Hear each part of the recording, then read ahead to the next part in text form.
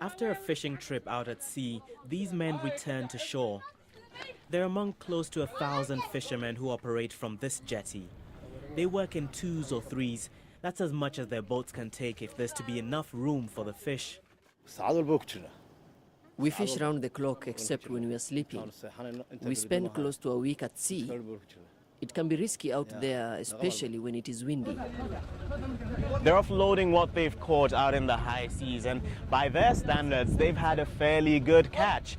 Now, much of this is going to be taken away and sold for export because, believe it or not, fish does not make up much of the diet here.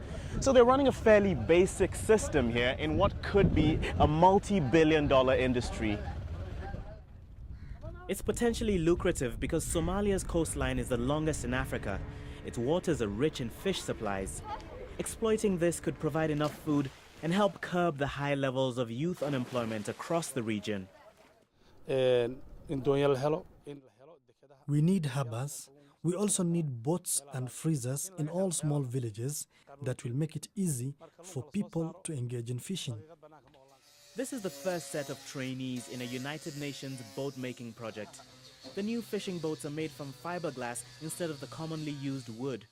They're lighter and narrower, so they move quicker and use less fuel. This initiative responds to the inefficiencies in the fish capture, inefficiencies in fuel use, in the gear use, and the time spent on the water.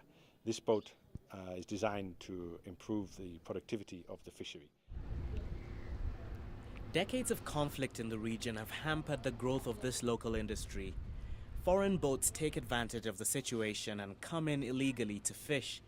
But there are hopes that developing the sector will restore order and prove valuable to the people here. Tomi Oladipo, BBC News, Somaliland.